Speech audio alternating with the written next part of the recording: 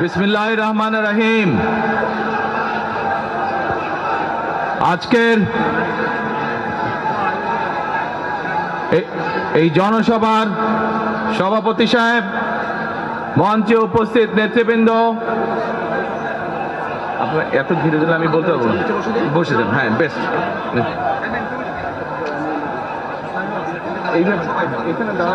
কথা বলতে আসলে আমার সামনে উপস্থিত মুরব্বীবর্গ, এই মাঠের মধ্যে, মাঠের বাইরে উপস্থিত লাখো ভাই বোনেরা,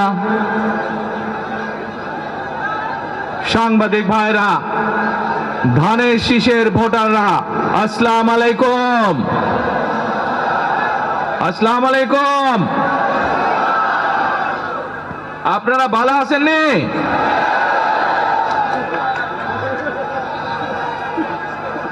আলহামদুলিল্লাহ। প্রিয় ভাই বোনেরা, এই যে আপনারা এখানে আজকে লক্ষ লক্ষ মানুষ আজ এখানে সমবেত হয়েছেন, এই লক্ষ লক্ষ মানুষ সমবেত হওয়ার এই পরিস্থিতি তৈরি করার জন্য হাজারো মানুষ প্রাণ বিসর্জন দিয়েছে গত 15 বছর। আপনারা আজকে এই যে লক্ষ মানুষ এখানে উপস্থিত হয়েছেন, আপনাদের যে রাজনৈতিক অধিকার প্রতিষ্ঠা করার জন্য, আপনাদের কথা বলার বাক স্বাধীনতার অধিকার, আপনাদের নিরাপত্তা পাওয়ার অধিকার প্রতিষ্ঠিত করার জন্য আজ যে আপনারা এখানে একত্রিত হয়েছেন, এই অধিকার প্রতিষ্ঠিত করতে গিয়ে আমরা আমাদের মাঝে থেকে ইলিয়াস আলীকে হারিয়েছি, আমরা আমাদের মাঝে থেকে জুনায়েদকে হারিয়েছি, আমরা আমাদের মাঝে থেকে দিনারকে হারিয়েছি। সারা বাংলাদেশে গত 15 বছর 16 বছরে যারা এই দেশ থেকে পালিয়ে গিয়েছে 1 বছর আগে, তারা যখন এই দেশের মানুষের টুটি চেপে ধরেছিল, তারা এই দেশের মানুষের বাক স্বাধীনতা কেড়ে নিয়েছিল, তারা এই দেশের মানুষের ভোটের অধিকার কেড়ে নিয়েছিল, তারা শুধু ভোটের অধিকার কেড়ে নিয়েই সন্তুষ্ট থাকেনি, তারা শুধু সাধারণ মানুষের কথা বলার অধিকার কেড়ে নেই সন্তুষ্ট থাকে নাই, তারা ইলিয়াস আলী, জুনায়েদ, দিদারের মতন শত হাজারো মানুষকে তারা হত্যা করেছিল সেদিন। তারা বাংলাদেশের লক্ষ লক্ষ বিএনপি সহ লক্ষ লক্ষ সাধারণ মানুষকে গুম খুনের মামলা দিয়ে জর্জরিত করেছিল। প্রিয় ভাই বোনেরা, আমরা দেখেছি বিগত 15-16 বছরে উন্নয়নের নাম করে কিভাবে দেশের মানুষের সম্পদ লুটপাট করে বিদেশে পাচার করে দেওয়া হয়েছে। আজকে এই যে ঢাকা থেকে সিলেট বা সিলেট থেকে ঢাকার যে মহাসড়ক, 2005 সালে আমি এসেছিলাম, সুনামগঞ্জে বন্যা হয়েছিল, আমার আসতে লেগেছিল 4.5 ঘন্টার মতন, কিন্তু আজ আমরা দেখি 10 ঘন্টার মতন সময় লাগে। সিলেটের এই পুণ্যভূমির মানুষ, বহু মানুষ আছেন যারা লন্ডনে যাতায়াত করেন, লন্ডন যেতেও এত সময় লাগে না প্লেনে করে যেতেও। এই হচ্ছে আজকে উন্নয়নের ফিরিস্তি। প্রিয় ভাই বোনেরা, গত 15-16 বছরে আমরা দেখেছি কিভাবে একের পর এক নির্বাচনে ব্যালট বাক্স ছিনতাই হয়েছে, কিভাবে আমিন নির্বাচন হয়েছে, কিভাবে নিশিরাতের নির্বাচন হয়েছে, এবং এই নির্বাচনগুলোর মাধ্যমে, তথাকথিত নির্বাচনের মাধ্যমে বাংলাদেশের মানুষের ভোটের অধিকার তথা রাজনৈতিক অধিকারকে কেড়ে নেওয়া হয়েছিল। আজ আমরা এখানে একত্রিত হয়েছি সেই মানুষগুলোর জীবনের বিনিময় যারা আমাদের সকলের জন্য রাজপথে নেমে এসেছিল। আমরা আজ এখানে একত্রিত হতে পেরেছি সেই মানুষগুলোর ত্যাগের বিনিময়ে যারা বিভিন্নভাবে নির্যাতিত হয়েছে, অত্যাচারিত হয়েছে, পঙ্গুত্ব বরণ করেছে। 2024 সালের 5ই আগস্ট ছাত্র জনতার অভ্যুত্থানের ভিতর দিয়ে বাংলাদেশের মানুষ 71 সালে যেভাবে দেশকে স্বাধীন করেছিল, 2024 সালের 5ই আগস্ট সেই স্বাধীনতাকে বাংলাদেশের মানুষ রক্ষা করেছে তাদের অধিকারকে প্রতিষ্ঠিত করার জন্য। প্রিয় ভাই বোনেরা, এখানে বহু মুরব্বী উপস্থিত আছেন, বহু মুরব্বী উপস্থিত আছেন যারা কালের সাক্ষী শহীদ রাষ্ট্রপতি জিয়া রহমানের সময় কিভাবে দেশে বহুদলীয় গণতন্ত্র রচিত হয়েছে। বহু ভাই বোনেরা এখানে উপস্থিত আছেন যারা কালের সাক্ষী দেশ ও নেত্রী খালেদা জিয়ার সময় কিভাবে দেশে সংসদীয় গণতন্ত্রের ভিত্তি রচনা করা হয়েছিল। প্রিয় ভাই বোনেরা, একটু আগে আমরা বলেছি, আমি আমার বক্তব্যে বলেছি, ঢাকা সিলেট মহাসড়কের উদাহরণ দিয়ে যে কিভাবে এই দেশের তথাকথিত উন্নয়ন করার নামে দেশ থেকে মানুষের অর্থ লুটপাট করে নিয়ে যাওয়া হয়েছে। আমরা এই অবস্থার পরিবর্তন করতে চাই। প্রিয় ভাই বোনেরা, আপনারা কি আমার সাথে আছেন এই অবস্থার পরিবর্তন করতে? আলহামদুলিল্লাহ। প্রিয় ভাই বোনেরা, আমরা সারা বাংলাদেশের কৃষক ভাইদের পাশে দাঁড়াতে চাই। যদি ইনশাআল্লাহ আপনারা আগামী 12 তারিখে ধানের শীষকে জয়যুক্ত করেন, জয়যুক্ত করতে পারেন, আমরা ইনশাআল্লাহ সারা বাংলাদেশের কৃষকদের পাশে তাহলে দাঁড়াতে পারবো। দাঁড়াতে চান কৃষক ভাইদের পাশে? আলহামদুলিল্লাহ। প্রিয় ভাই বোনেরা, আমরা দেখেছি শহীদ রাষ্ট্রপতি জিয়াউর রহমানের সময় কিভাবে খাল খনন করা হয়েছিল সারা বাংলাদেশে, এবং সেই খাল খনন করার মাধ্যমে কৃষকদের সেচ সুবিধা সহ মানুষের পানির সমস্যার সমাধান হয়েছিল। জানেন আপনারা এতে খাল খনন নিয়ে কে কে জানেন? কে খাল খননের কথা শুনেছেন? এই তো হাজারো মানুষ হাত তুলেছে। প্রিয় ভাই বোনেরা, বিএনপি ইনশাআল্লাহ 12 তারিখের ভোটে নির্বাচিত হলে আমরা আবার খাল খনন কর্মসূচি শুরু করতে চাই। কে সারা দেশে, সিলেটের বালাগঞ্জ সহ সারা দেশে খাল খনন শুরু করতে চাই? কারা কারা খাল খনন করতে চান? আলহামদুলিল্লাহ। আমরা দেশে খাল কাটবো, দেশের নদীতে পানি নিয়ে আসবো, খালে বিলে পানি নিয়ে আসবো। কেন? আপনাদের মনে আছে কয়েক বছর আগে কিভাবে ওই পাশ থেকে পানি ছেড়ে দেওয়া হয়েছিল, সারা সিলেট শহর ভেসে গিয়েছিল বন্যার পানিতে, মনে আছে? সেজন্যই আমরা বলেছি একটি কথা, আমরা দেখেছি গত 15-16 বছর কিভাবে এই দেশকে অন্য দেশের কাছে বন্ধক দিয়ে দেওয়া হয়েছিল। সেজন্যই আমি বলেছি দিল্লি নয়, দিল্লি নয়, নয় অন্য কোন দেশ, সবার আগে বাংলাদেশ। প্রিয় ভাই বোনেরা, আমি আরেকটি কথা বলেছিলাম, যখন স্বৈরাচার এই দেশের মানুষের ঘাড়ে চেপে বসেছিল, সেই কথাটা ছিল টেক ব্যাক বাংলাদেশ। মনে আছে? যে আমরা টেক ব্যাক বাংলাদেশের অর্ধেক পথে, হাফ পথে এসে দাঁড়িয়েছি, অর্ধেক পথে এসে দাঁড়িয়েছি। দেশকে আমরা স্বৈরাচার মুক্ত করেছি, আমরা গণতন্ত্রের প্রতিষ্ঠার যাত্রা শুরু করেছি। এখনো সেই যাত্রা শুরু হয়নি। 12 তারিখে ধানের শীষকে নির্বাচিত করার মাধ্যমে গণতন্ত্রের সেই যাত্রা শুরু হবে। টেক ব্যাক বাংলাদেশ মানে শুধু গণতন্ত্রই রক্ষা নয়, এর সাথে আরো কথা আছে। ওই যে বললাম খাল খনন, ওই যে বললাম কৃষক ভাইদের পাশে দাঁড়ানো, শুধু এখানেই থেমে থাকলে চলবে না। আমাদের দেশের জনসংখ্যার অর্ধেক হচ্ছে মা বোনেরা, অর্থাৎ নারী সমাজ। এই মা বোনদের কাছে আমরা নির্বাচিত, ইনশাআল্লাহ 12 তারিখে ধানের শীষ নির্বাচিত হলে আমরা তাদের কাছে তাদেরকে স্বাবলম্বী করে গড়ে তোলার জন্য, এখানে আপনাদের যাদের সংসার আছে জানেন, স্বামী স্ত্রী দুইজনে মিলে সংসার সুন্দর হয়, যাতে আমাদের মায়েরা আপনাদের পাশে, বোনেরা আপনাদের পাশে থেকে সংসারকে সচ্ছলভাবে গড়ে তুলতে পারেন। আমরা গ্রামে গ্রামে, শহরে শহরে সকল দুস্থ পরিবার যারা আছে, মধ্যবিত্ত, নিম্নবিত্ত সকল পরিবার কাছে ফ্যামিলি কার্ড পৌঁছে দিতে চাই। এই ফ্যামিলি কার্ডের মাধ্যমে আপনার পরিবার, আপনার মা বা আপনার স্ত্রী, আপনার বোনের মাধ্যমে আপনার পরিবার সহযোগিতা পাবে। কিন্তু এই ফ্যামিলি কার্ডকে যদি বাস্তবায়ন করতে হয় তাহলে কি করতে হবে? কি করতে হবে? ধানের শীষকে জয়যুক্ত করতে হবে। পারবেন ইনশাআল্লাহ।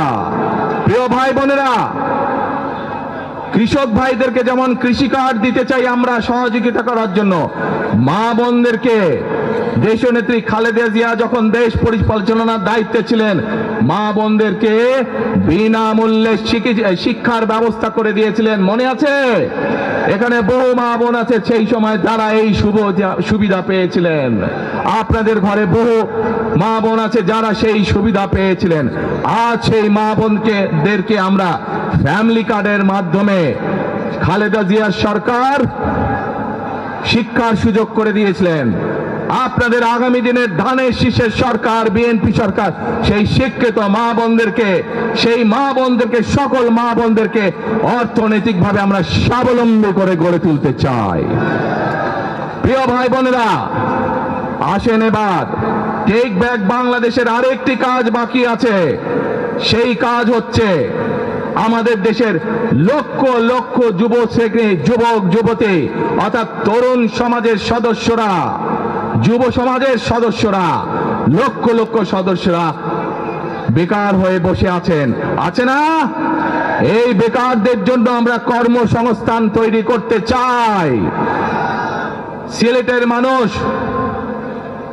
আজান দিচ্ছে, আচ্ছা আজানটা হচ্ছে, আজানটা শেষ হয়ে যাক।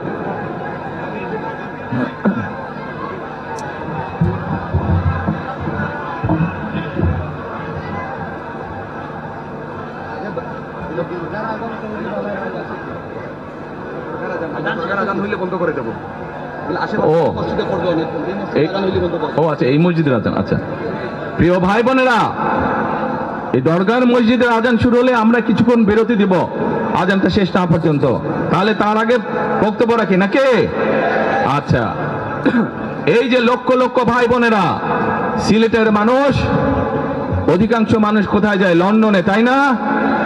আরো অন্য অন্য দেশে যায়।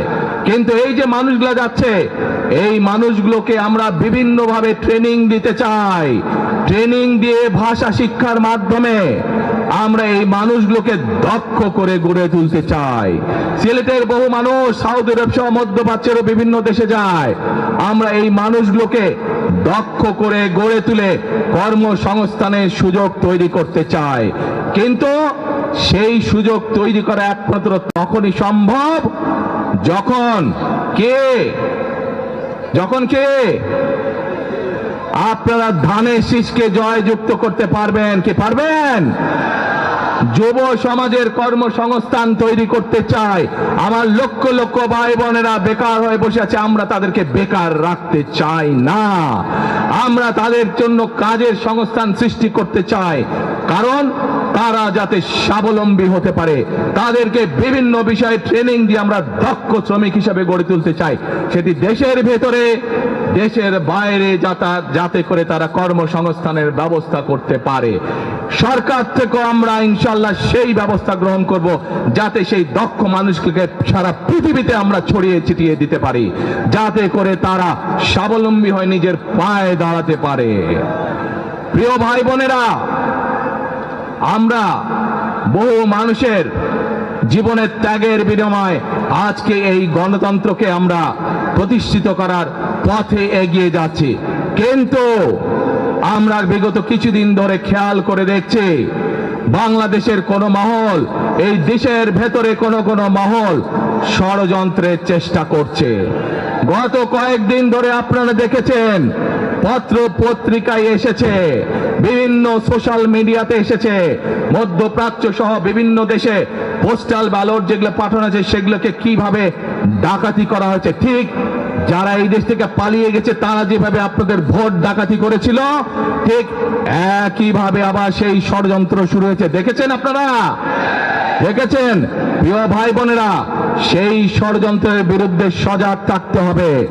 বিদেশে বসে তারা ষড়যন্ত্র করছে, একইভাবে আপনাদের আবার যে ইলিয়াস আলী, দিদার, জুনায়েদ সহ হাজারো মানুষের প্রাণের বিনিময়ে যে অধিকার আমরা অর্জন করেছি, 24-এর গণ আন্দোলনের, জনগণের আন্দোলনে এই সিলেট শহরে 13 জন আমাদের জীবন দান করেছে, 13টি প্রাণ ঝরে গিয়েছে আমাদের। প্রিয় ভাই বোনেরা, এই প্রাণগুলোর বিসর্জনের মাধ্যমে আমরা যে অধিকার আদায়ের পথে নেমেছি, একটি কুচক্রী মহল এর ভিতরে ষড়যন্ত্র শুরু করে দিয়েছে। দেশের ভেতরেও তাদের ষড়যন্ত্র থেমে নেই, কিন্তু 2024 সালের 5ই আগস্ট এই বাংলাদেশের জনগণ প্রমাণ করে দিয়েছে যে বাংলাদেশের জনগণ ঐক্যবদ্ধ থাকলে, ঐক্যবদ্ধভাবে নেমে আসলে যে কোনো ষড়যন্ত্রকে বাংলাদেশের মানুষ প্রতিহত করতে পারে। পারবেন আপনারা প্রতিহত করতে? ইনশাআল্লাহ। প্রিয় ভাই বোনেরা, এখন আমি আপনাদের সামনে একটি প্রশ্ন করতে চাই। এইখান থেকে আমার সামনে যারা বসে আছেন, এর মধ্যে থেকে মুরব্বী যারা বসে আছেন, ওমরা বা হজ করতে গিয়েছেন, এরকম একজন হাত তুলেন। ওমরা বা হজ করে আসছেন একজন মুরব্বী মানুষ, ওই যে লাল টুপি পরে বসে আছে, রুমন নিয়ে আসো তো ওনাকে। আপনি আসেন দেখি, সামনে সামনে আসেন, আমার কাছে আসেন।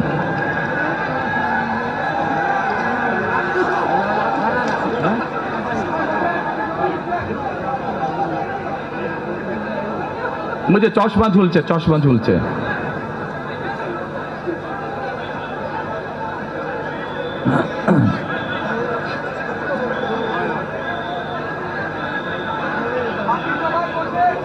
বসেন, আপনারা বসেন, উনি এখনই মঞ্চে উঠবে, আপনারা সবাই দেখতে পারবেন কে মানুষটা।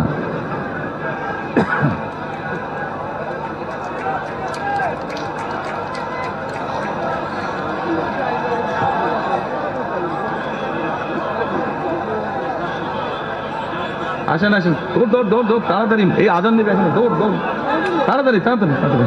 আচ্ছা, আসসালামু আলাইকুম। কি নাম আপনার? এটিএম হেলাল। ওই এইদিকে বলেন। এটিএম হেলাল। বাড়ি কই? সুনামগঞ্জ। বাড়ি সুনামগঞ্জ। সুনামগঞ্জ কোথায়? শান্তিগঞ্জ। এই সুনামগঞ্জের মানুষ আছে এখানে? এই লোক আপনাদের মানুষ? আচ্ছা, এখন বলেন, কবে গেছিলেন আপনি? হজ না উমরায় গেছিলেন? উমরাতে গেছি 16-তে, হজে গেছি 17-তে। উমরাতে গেছেন 16-তে, হজে গেছেন 17-তে। এখন আমাকে বলেন, আপনি তো উমরা হজ করে আসছেন, যে মাইকের সামনে দাঁড়ান, আপনি কাবা শরীফে গেছেন, জি। কাবা শরীফের মালিক কে? আল্লাহ। জোরে বলেন। আল্লাহ। কাবা শরীফের মালিক কে? আল্লাহ। আল্লাহ। আমরা মুসলমান সবাই, এই দিন দুনিয়ার আমরা যে এই পৃথিবী দেখি, এই পৃথিবীর মালিক কে? আল্লাহ। এই সূর্য নক্ষত্র যা দেখি তার মালিক কে? আল্লাহ। বেহেশতের মালিক কে? আল্লাহ। দোজখের মালিক কে? আল্লাহ। আচ্ছা, দাঁড়ান, এবার আপনি বসেন এখানে। আপনারা সকলেই সাক্ষী দিলেন, দোজখের মালিক আল্লাহ, বেহেশতের মালিক আল্লাহ, এই পৃথিবীর মালিক আল্লাহ, কাবার মালিক আল্লাহ। আরে ভাই, যেটার মালিক আল্লাহ সেটা কি অন্য কেউ দেওয়ার ক্ষমতা রাখে? রাখে না। তাহলে কি দাঁড়ালো? নির্বাচনের আগেই একটি দল এই দিব ওই দিব বলছে, টিকিট দিব বলছে না?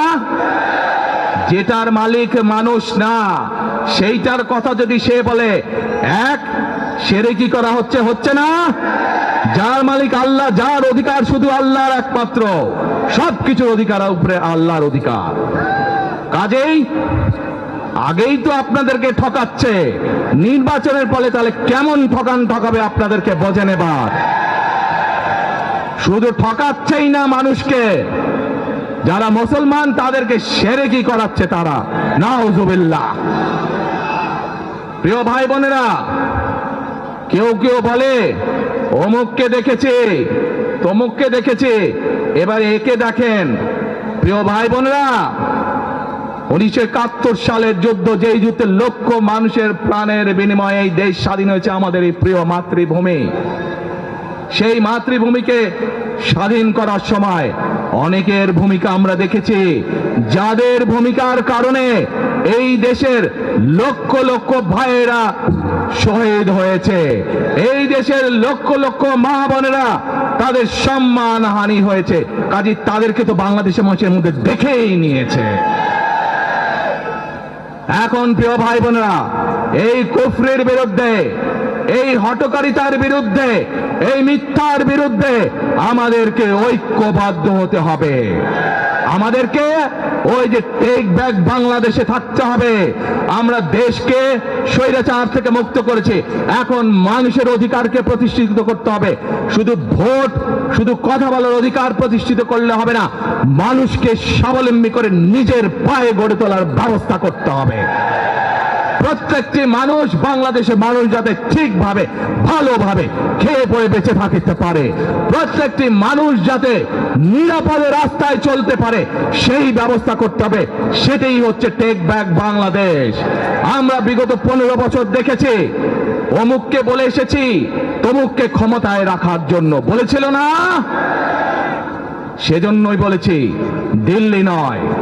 আমরা দেখেছি যারা 71 সালে ছিল তারা কাদের সাথে লাইন দিয়েছিল, যাদের কথা একটু আগে বললাম, যারা মিথ্যা কথা বলে ঠকাচ্ছে মানুষকে, আমরা দেখেছি তাদের আস্তানা কোথায়। সেজন্যই বলেছি, যেমন দিল্লি নয় তেমন পেন্ডে নয়, নয় অন্য কোন দেশ, সবার আগে বাংলাদেশ। এবং যেহেতু আমরা বিশ্বাস করি দেশের মানুষই হচ্ছে আমাদের রাজনৈতিক সকল ক্ষমতার উৎস, সেজন্যই আমরা দেশের মানুষের ভাগ্য উন্নয়নে বিশ্বাস করি। এবং সংক্ষেপে আপনাদের সাথে যেই কথা বললাম, শুধু ভোট এবং কথা বলার অধিকার না, বিএনপি চায় আপনাদের দেশের মানুষকে অর্থনৈতিকভাবে স্বাবলম্বী করে তুলতে, দেশের নারী সমাজকে, মা বোনদেরকে, দেশের যুব সমাজকে, দেশের প্রত্যেকটি কৃষক সহ প্রত্যেকটি শ্রেণী পেশার মানুষকে বাংলা বিএনপি চায় আগামী দিনে ইনশাআল্লাহ সরকার গঠন করে প্রত্যেকটি মানুষকে স্বাবলম্বী করে গড়ে তুলতে। প্রিয় ভাই বোনেরা, সেজন্যই আমরা আরেকটি কথা বলি, আমরা দেখেছি কিভাবে শহীদ জিয়ার সময়, দেশটি খালেদা জিয়ার সময় দেশকে আমরা এগিয়ে নিয়ে গেছিলাম। দেশে কলকারখানা তৈরি হয়েছিল, মানুষের কর্মসংস্থান হয়েছিল, দেশের মানুষ বিদেশে গিয়েছিল। সেজন্যই আমরা বলতে চাই, করব কাজ, গর্ব দেশ, সবার আগে বাংলাদেশ। করব কাজ, গর্ব দেশ, সবার আগে বাংলাদেশ। শেষে আবারও আপনাদের কাছ থেকে আগামী 12 তারিখে ধানের শীষের পক্ষে ভোট চেয়ে একটি কথা বলতে চাই, ইনশাআল্লাহ আগামী দিনে বিএনপি সরকার গঠিত হলে আমরা নবী করিম সাল্লাল্লাহু আলাইহি সাল্লামের ন্যায় পরায়ণতার ভিত্তিতে ইনশাআল্লাহ দেশকে পরিচালনা করব। আল্লাহ হাফেজ। বাংলাদেশ জিন্দাবাদ, বাংলাদেশ জিন্দাবাদ। আল্লাহ হাফেজ।